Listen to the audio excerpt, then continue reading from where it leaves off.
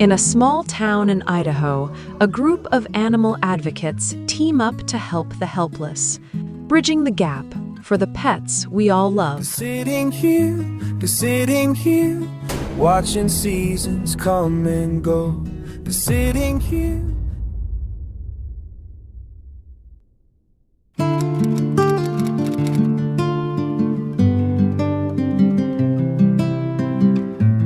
You know, the animals thank us every day for what we do with their smiles, their kisses, playing with toys. It makes all the heartache worth it for sure when we see them happy. In this area, we get a lot of stray dogs that have been dumped or abandoned, especially with it being such a rural area. There's a lot of places to dump dogs and there's no punishment for that. Cities are not able to take in county dogs, and that's where most of them are dumped. So then it falls on the rescues. I feel like we have a lot of support in our community and also in the Boise area, which we also extend to for PAWs. We have a lot of volunteers that donate for medical, and we do have people that step up to help with fundraising, transporting. Right now we're struggling with fosters. I don't know if it's the time of year, I'm not exactly sure what it is, but we are struggling as we have several in boarding.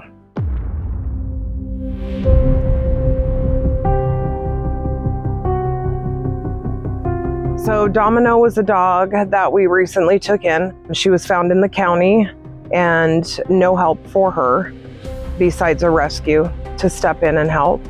So we got her to Windswept Kennels in Jerome, and Bailey told me the next day that something was wrong, that she needed to see a vet. So we got her into the vet, found out she had either been hit by a car or something very serious, had a fractured sacrum, and also had severed the nerve to allow her to urinate and defecate on her own. So there was no surgery, there was nothing that would have helped her. But as a rescue, we took on the responsibility to let her go with dignity, to pay for her medical and her private cremation so that she could be honored at Windswept, so that her life would matter. Domino will always be one of those dogs that we tried hard to save, that we gave our all to try to give her a better life. And in the end, we weren't able to save her, but we were able to allow her to go with dignity and not lay under a porch and die in pain and misery. So she will always be one of those special dogs that I remember fondly and that will give me the courage to get up in the morning and fight for another one. I wish we could implement a breeder's law here. There are so many backyard breeders, and if we were able to implement a breeding law where they had to register to breed their dog, they could only breed their dog twice. They had to pay in order to do that. And then if it was more than twice, they were fined. I think that would help with the backyard breeding epidemic that we're having here. I also feel like if we were able to get the cities and the counties to work closer together to build tri-county shelters so that these dogs that are dumped in the rural areas have a chance to be seen, to be heard, to have a voice. I would love to see that happen. And the other thing is, I wish we had stricter laws and punishment for abusers, people that abandon and dump animals. It's really a problem.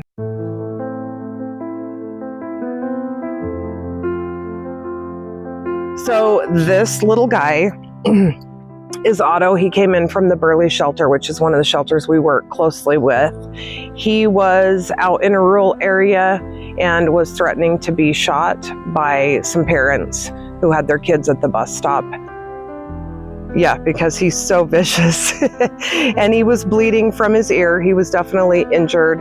And the bus driver, with her kind heart, picked him up, took him on the school bus route and dropped him off at the Burley shelter when they called for help because he needed medical attention. So he is my newest adopter because I'm a foster fill with him. He trees squirrels, like I said, like no other. He patrols the perimeter of the yard. He's a great little guard dog. Loves to eat apples that fall off the trees. Yes, and loves to snuggle and curl right here at night. So he's a good dog.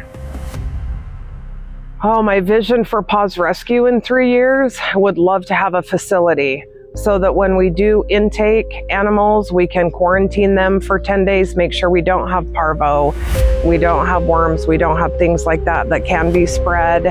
That way we can also evaluate. We could have a trainer come and do the evaluations with the dog before placing them into a foster home. And it would also give us more of a chance to know exactly what kind of a foster home they would be placed in. Would love to have a sanctuary, a connection with the sanctuary, someone that would help us with the seniors. We've taken in quite a few seniors this year due to owners' health, them getting older, unable to care for their pets, vet expenses being so costly. So their medical is a lot when we take them in. So it'd be nice to have a place where if we couldn't get them adopted, they would have a place to live out their lives in peace and have people that love them.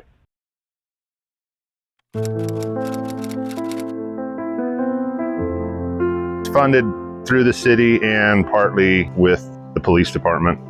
So we have room for 10, and then we keep 3 reserved for the county or in town in case there's an emergency, so that we always have room. And when we're full, I got to reach out to rescues to see if they have room to take anything in. And most of the dogs I get through here are either abandoned or dumped. They just leave them in town. We've had some hoarding issues we've dealt with animals, and I ended up with most of them, and somebody else took the other 3.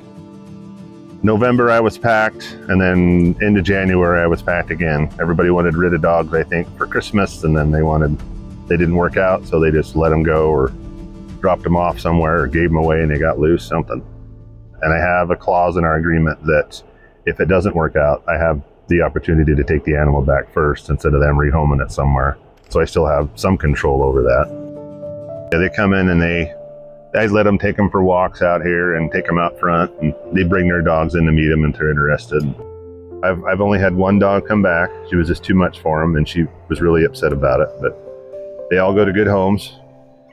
The school comes over sometimes. They bring kids over and they'll walk them around, and I have people come in 2 or 3 times a week. They come over just to see dogs, and they'll walk one for me when they're here. As far as rescues, they've been a huge help for me. They've got a whole network set up, and if somebody's looking for something, they'll reach out and see who has it, and they'll usually pick it up from me that same day or the next day, and they get transport lined out and get it to a home. We did an adoption vaccination clinic. I partnered with the local vet, and I had some volunteers come in, and we took all the dogs to the park, and we had a barbecue, and we got quite a bit of donations out of that to go to our medical fund. We're limited on what we can do because we're such a small facility. Sometimes I'll have a volunteer come in and help. I have community service people probably once a week for a couple hours, and they'll spend time with the dogs out here for me, which helps a bunch. The other incentives we do, if they live in city limits and they adopt a dog that's been spayed or neutered, they get a free license for the year. There's a lot of work involved with running one of these places. I gotta go out and catch them. I gotta bring them in here. I have to find the owner, if there even is an owner. And then at that point, I gotta get them ready to see if I could even get them adopted or see what they need medically. Most of our policies that we follow are state guidelines. We have a couple different that we do, but I think the state is a 5-day stray hold and we only do 3, so just 72 hours. As far as these policies that we follow, sometimes it's a bit of a pain to get things done, but for the most part, it helps things go pretty smooth. Responsibility for solving the animal crisis, I think, should rest on not just state and local levels, but I think it needs to start too with the pet owners to take responsibility for their animals. But I think we need to have stricter things in place for neglect and people just dumping animals. I think the current crisis we're in is just going to get worse until something's done on a higher level to keep people from doing the things that they're doing. What keeps me motivated with this job is I love working with the dogs, and I get to interact with the public a lot. During the week, we're open 8 to 4. And I make exceptions if somebody comes in later and needs to pick up a dog or wants to adopt something. I make time for that to come in here just to get them somewhere else and not be in here because I know it's stressful for them. I sanitize daily, everything. and people like to dump dogs off, and they see them dump it. They don't get a plate number or anything, so we can't track it back to the owner. When a dog gets a home out of here, sometimes I'm pretty attached to him. And when a dog picks somebody, that's just the coolest thing.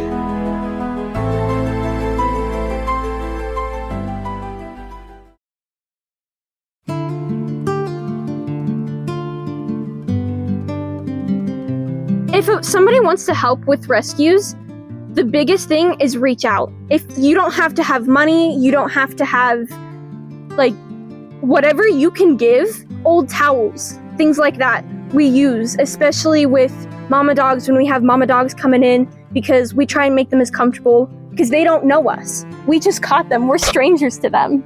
So if we can build them a cozy little corner in a darked out kennel that helps them feel safe, those towels are huge for that dog. Anything helps. It can be money, food, time, resources. Just, hey, I know you're looking for a dog. You might check out local rescues. As a volunteer, there's got to be local rescues no matter where you are. Look on Facebook, look on social media, do your research, find one, reach out. With local law, we've had some help and some hindrance. Now, we've had some really good police officers that have helped us get dogs out of some really horrible situations, but we've also had some police officers telling us that we have to give dogs back into some really awful situations. Generally, it's a lot of confrontation, especially when we're in the field. A lot of people telling us we're doing it wrong, we don't know what we're doing, or interfering, which oftentimes makes us lose the dog altogether. There's the interstate ones. We do have a lot of interstate ones, and that obviously comes with its own set of concerns. Approaching lawmakers and the public, the biggest thing to know is we're volunteers. We get it, especially with the cities. You need our help, and that's fine. But understand that we are volunteers. We don't make money off of this. We lose a lot of money just trying to take care of these animals. The jobs that we do have, the family, the relationships that we build, suffer because we're trying to help these animals just to survive.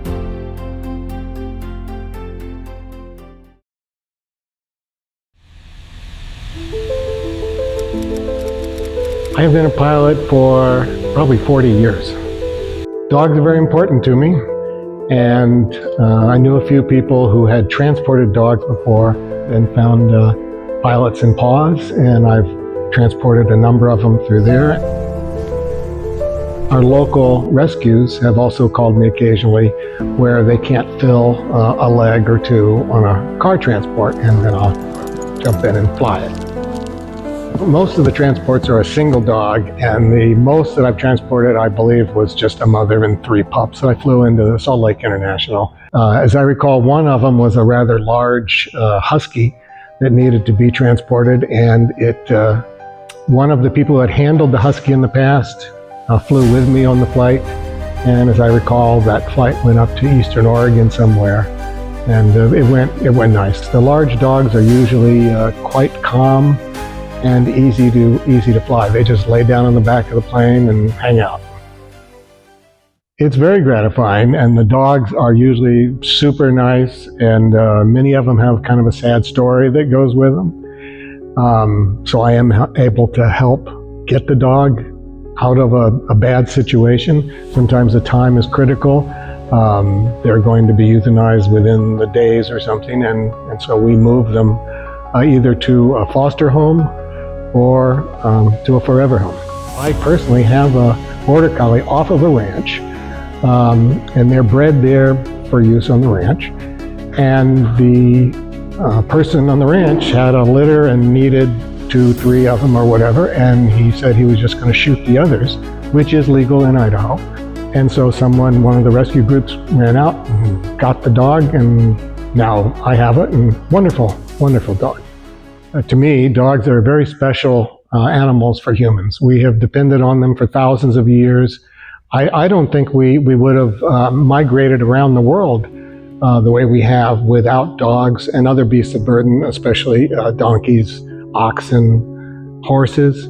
they're all in the same category. And today, the dog is mostly a companion animal, or, unless it's a working dog like a guardian or herding dog. But I think we owe them a lot, and they provide a lot of satisfaction for people. And as companion dogs, they're irreplaceable. Well, one way, of course, is to not use backyard breeders or breeders of any kind, unless you have to. There's enough sort of spare dogs from the ranches and things where they need specific breeds, that probably to satisfy most of the need for companion type dogs. Communities, that they enforce the laws that they have. If you're not allowed to bring out a box of puppies and sell them on the street with no licensing of any kind, then people need to turn these people in, and the city needs to enforce the laws that they have.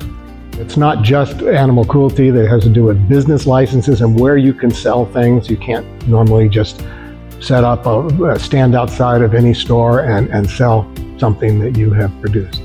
Spaying and neutering really should be low cost or free. It's worth my tax dollars to have that service.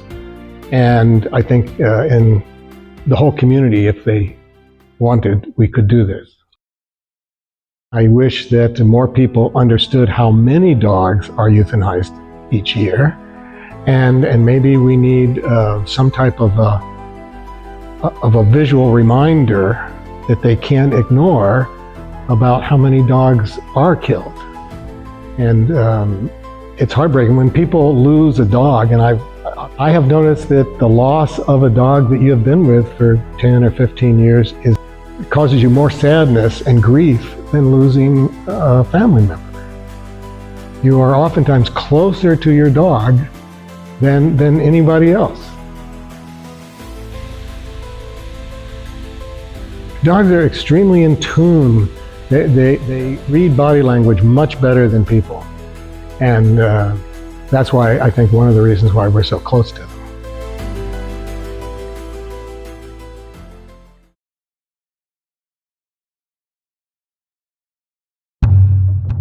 There are places most people never think about. Quiet buildings on the edge of cities, where abandoned animals wait, unseen, unheard. Animal shelters. But inside these walls, something far more dangerous can exist. Not just neglect, not just overcrowding, but the perfect conditions for mutation. Viruses thrive in stress, in close quarters, in bodies weakened by fear, malnutrition, and disease. One infection becomes 10. 10 becomes hundreds. Without strict sanitation, without isolation protocols, a shelter becomes more than a refuge. It becomes a breeding ground. The unthinkable doesn't begin in chaos. It begins quietly. Now, imagine it doesn't stay contained. One worker, one mistake, one unnoticed symptom. The virus leaves the shelter. It travels on clothing, on skin, on breath. And then it reaches farms. Production animals, cattle, poultry, swine, packed together, just like the shelters. The perfect second host. It spreads faster now, stronger, adapting. Entire herds begin to fall. Supply chains fracture. Slaughterhouses shut down. Grocery shelves begin to empty. Panic follows hunger, and hunger spreads faster than any virus. What began in silence becomes a global collapse. So who is responsible for stopping this? The answer is complicated. Animal shelters are often funded and regulated by local city governments, but oversight can fall to counties, sometimes shared with state agencies, and guided by federal health standards. A system spread thin, underfunded, understaffed. Prevention requires more than policy. It demands funding, training, and accountability. Strict quarantine protocols, routine medical screening, proper sanitation every single day. Because once it spreads, there is no easy containment. The line between safety and catastrophe is thinner than we think, and it begins in places we choose not to see. This is Windswept Kennels. We're like a grooming and boarding facility, but we also are fortunate enough to work with a couple of local rescues and board some of their like stray dogs long-term, or dogs coming straight out of the shelter they can't find a home for. Right now, we've only got about a dozen rescues, but we, in the wintertime, have like upwards of 50, and probably half of them are puppies that are just babies, and sometimes there's just fighting, and some are breaking kennels, and you just get like defeated by the end of the day, and it's a lot of taxing work. The unwanted litters, and we're just kind of finding them dumped out here and there. The ones here, it's mainly just careless people not getting their dogs fixed, and when they have puppies, they're like, oh, we don't know anywhere to take them or anything like that. We're just kind of the last resort. The laws are just kind of super vague, and they're not written out for the police officers to take control of the dogs if they're in an abandonment situation or anything like that. And it's just lack of resources and education clearly out here. That's Dozer, and he's, I think, just kind of been through a neglectful situation with men, clearly.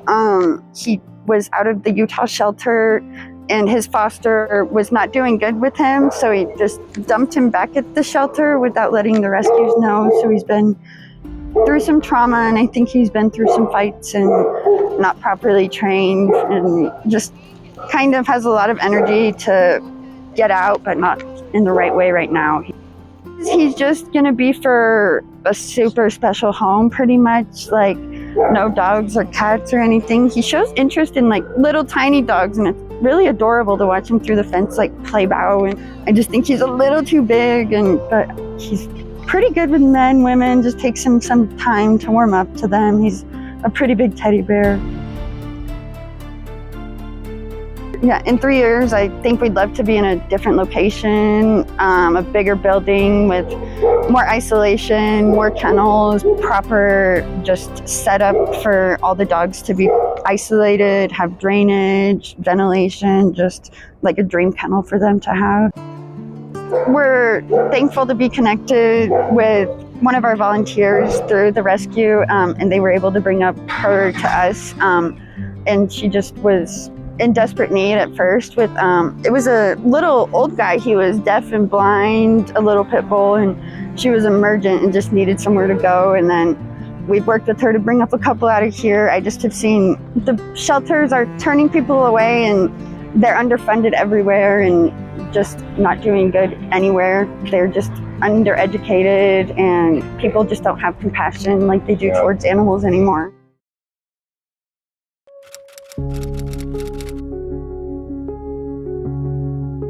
We are a municipal facility, so all of our money comes through the city. We just rely heavily on donations. Over the years, they've increased our budget by quite a lot to compensate for vaccines, proper cleaning products, so on and so forth. So they've made a lot of improvements. We just still have a long way to go. We have a great enrichment program here. If you have old canned pumpkin and peas and carrots and things like that, we use those in our enrichment program to give the dogs something to do in their kennels, because they spend a lot of hours in their kennels.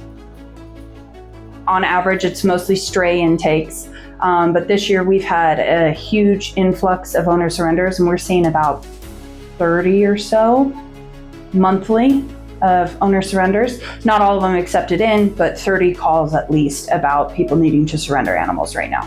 I think it has more to do with economy and people not being able to afford the things that they want to be able to afford. So their option is to surrender them, and that's with housing as well. Lots of renters will not allow you to have pets in their rentals. Because we try to accept every single one that we can in, we just have to also keep it open for the strays in the community. And as long as I have the funds to be able to treat them, they get treated. If I don't, either I find a way to fund the treatment or they're euthanized. Again, double-edged sword. Is it better for them to go to a sanctuary? If somebody's willing to take them, sure. But if I have nowhere for this dog to go and they're living in kennels and slowly losing their mind, is that really the best for them? Right now, we're currently low on staff, so we are asking the community to schedule appointments with us. That way they don't drive all the way here and we're not available. So within the first 24 hours, we're letting them decompress and adjust into the environment. If they're showing interest towards us, then we'll start pulling them out and doing behavioral assessments. We have a whole behavioral assessment plan for each individual dog. So every single dog in here goes through that, and then we determine where they go from the results of that behavioral assessment. A lot of times we want to send them to rescue. If they're solid dogs and they're good with everything we throw at them, they're available for adoption. At a full staff, I have 3 people. I have animal control and 2 shelter technicians. That's it.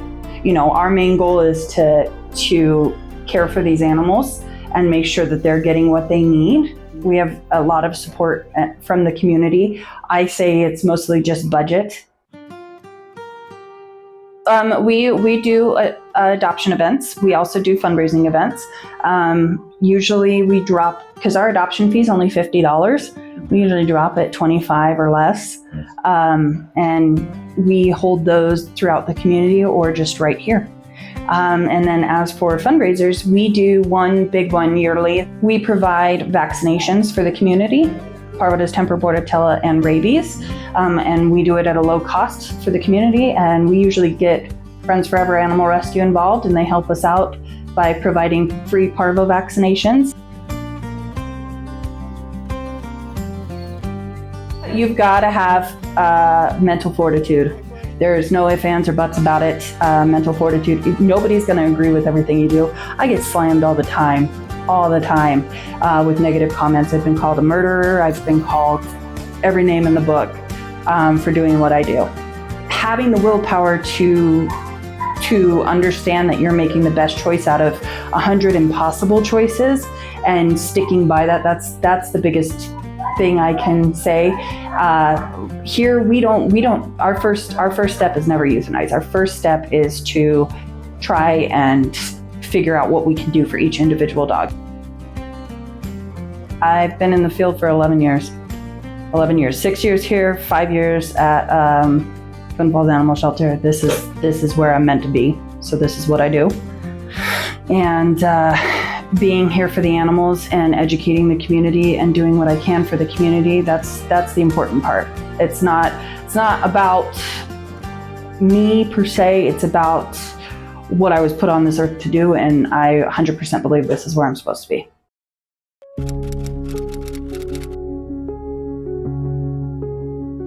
Thing goes, my wife, that's how I got into it. By proxy, I'm part of helping out, you know. And I just like animals. I've always loved animals. I've seen a lot of backyard breeding problems. People breeding too much to sell, or they breed to sell, and they end up not selling, you know. So the next thing you know, they got these 2 or 3 litters at their house. Then it turns into a hoarding issue, you know. Then their health goes to shit, and they just can't take care of all of them. And their temperament gets bad because there are just so many of them, and you know, pack mentality. But you see, the problem with Idaho, they do their own thing. It's the wild, wild west out here, really. So that's what's hard about getting things passed like that in Idaho. They're just stubborn. But then again, they're open-minded to some different stuff also. I don't know, they need to be more responsible. There should be maybe even a class where you have to get your license. You can't just go in there and say, hey, I'm a dog breeder, I can't get my license. You know, you should have some kind of history, because it's bullshit. It's all about the money. They change breeds for popularity, you know? And that just, it's not, they don't love any breed, is the way I look at it. If somebody stays with the same breed their whole life, breeding them, then that's their breed. They love that breed. They're trying to make the world better with that breed. People in general that are interested in helping animals, just to maybe approach your local shelter, or approach even a vet clinic, you know, and say, hey, this is what I'm into, and this is what I like to do. Is there any way I can help? And monetarily, or just with, you know, putting the boots on the ground, just getting things done. Because I think there's people out there that do want to help, but they might not know the proper avenue to take to do it. You got to be involved in it to see it. It's just feeling good about it. Whenever you see an animal make positive changes, then it makes you feel good, you know? Whenever you can save an animal, it makes you feel good. But dogs, I always loved them, man. And I've never had a bad dog. I mean, when I was younger, I was a bad owner, you know, when I was a kid. I was a typical case. Parents got me a dog, and I wasn't ready for a dog. We need to educate people too. I mean, that's a big part of everything. To get anything done, you got to educate people. People who don't know, they don't know. And they're not because they don't want to know, it's just because they don't know. and maybe they don't have the resources, maybe they don't know nobody who's a dog person, or maybe they don't know anybody who is in the shelter, or any of that kind of stuff. So we got to get some kind of education to where people know what's going on. To go to your mayor, send letters, do whatever you got to do. Say, hey, can we work on this dog problem, you know? Because it is a problem. And then after that, state legislature, you got the representatives for a reason, you know? We have state representatives for a reason. And you contact them, and, you know, your voice can be heard. You just got to talk to the people that can make it happen.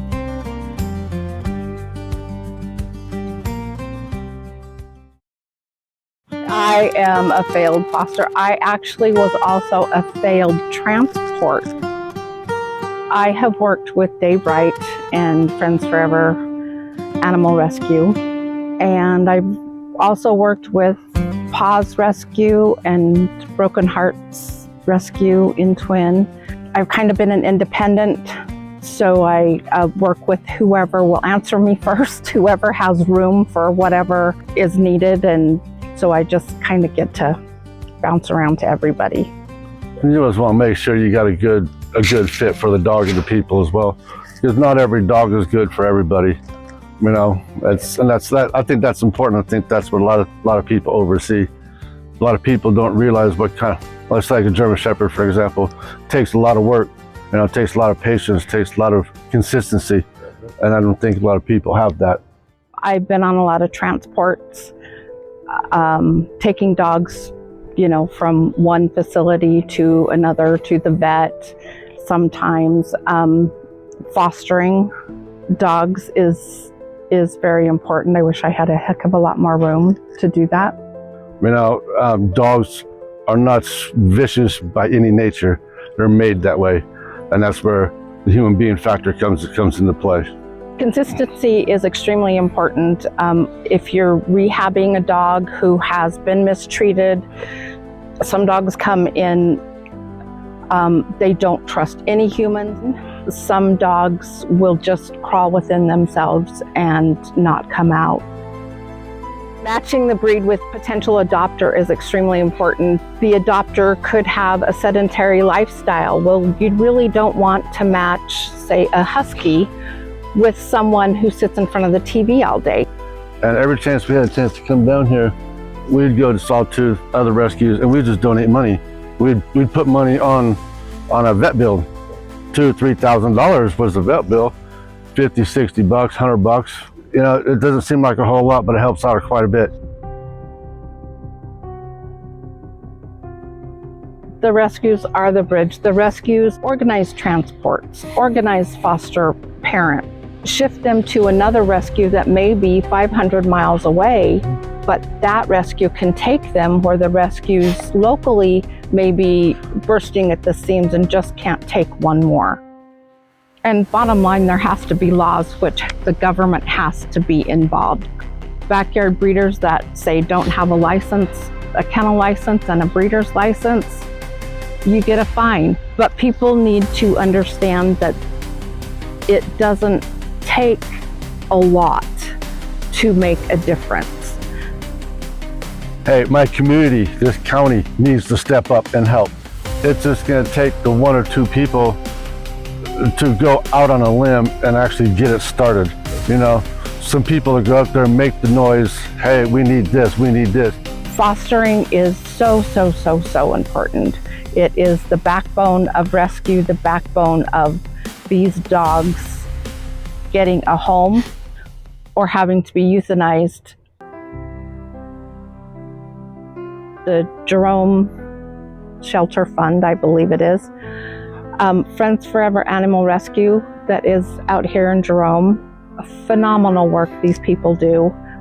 So much for the animals. There is a rescue that's very prominent here called PAW's Inc. They do dogs and cats. Everything is for the animals, any kind of donations. And then there is another rescue for animals, for both dogs and cats, called Broken Hearts Rescue, and they're from Twin Falls. There's a lot you can find out. They all have websites. There's a lot you can find out. Ask them, they'll answer you. May not be today because they are very busy, but they will answer you and tell you what they need right now.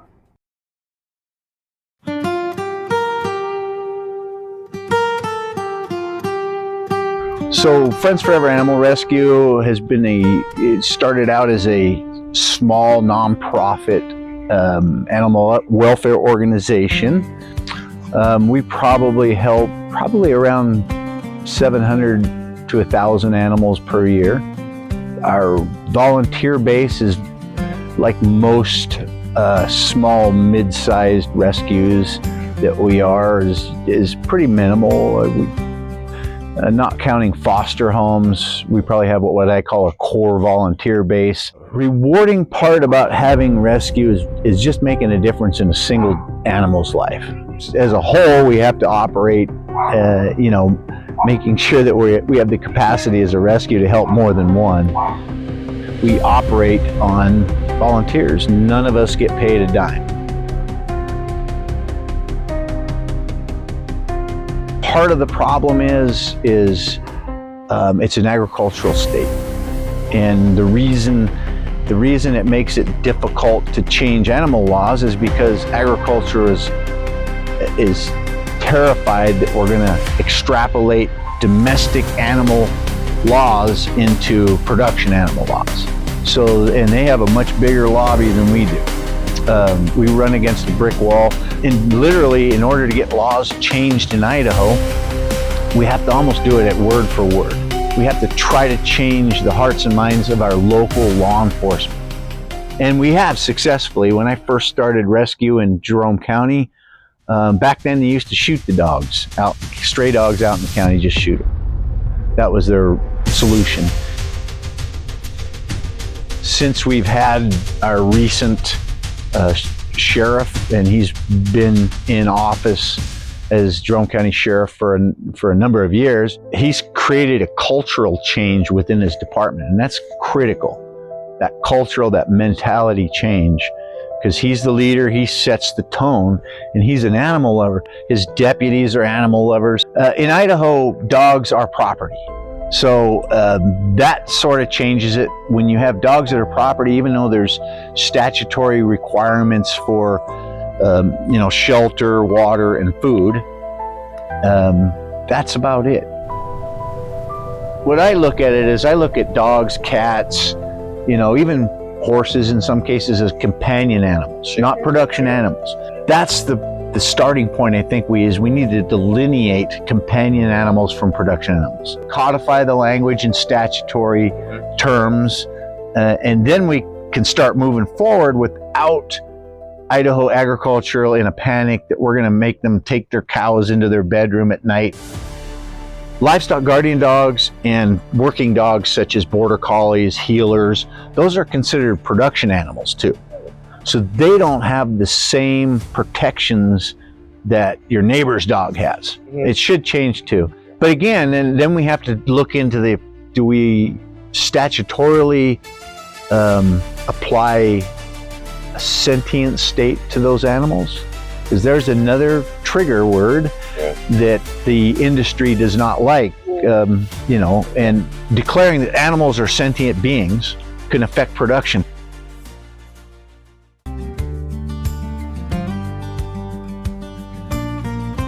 Starting a rescue, you have to set up a network of people. So you have to, foster base is super important. We've used boarding in the past. We continue to use boarding up in Boise. We have a boarding facility up there that is committed to rescues. They love rescues. So they help us out up there because occasionally the foster's not available, or whatever other detail you have to move a dog quickly. Obviously, some of the perils of starting a rescue is you have to set boundaries or you will end up with too many dogs at your house. It can happen. So, and then of course, you have to have the ability to recruit volunteers. Super important. You have to have the ability to fundraise and understand the scope of fundraising. And obviously you should have insurance. You should become a registered nonprofit business in your own state. And then get a 501c3 through the IRS. And that gives the ability to issue tax receipts to folks. Transparency is absolutely critical. Because there's been a lot of folks that have started rescues and then become overwhelmed with the demand, the cost, the complexity of it. It's going to take a type A type personality, somebody that's a self-starter, that's going to be able to pursue the goals that they're setting forth without setbacks ending that. You're going to hit brick walls with rescue. You're going to have funding challenges. Should expect to have to spend some of your own money. As you have to do those home checks, you have to get that vetting done. You have to scrutinize the adopter. We're looking for the best absolute possible place for that dog. So you have a contract with them when they finally adopt that dog that states that we have first opportunity to take that dog back. We do what we call adoption trials for a couple of weeks. Certain special dogs will go longer, but we're engaged with that to see how things are going. Are they integrating? Our philosophy as a rescue is we've actually rescued these dogs for their life. So 5 years down the road, 8 years down the road, if something happens, the family or the person, the adopter dies, send them back. Or at least give us the opportunity to vet the person they're going to go to. Sitting here, watching seasons come and go. Sitting here, time moves fast, but hearts move slow.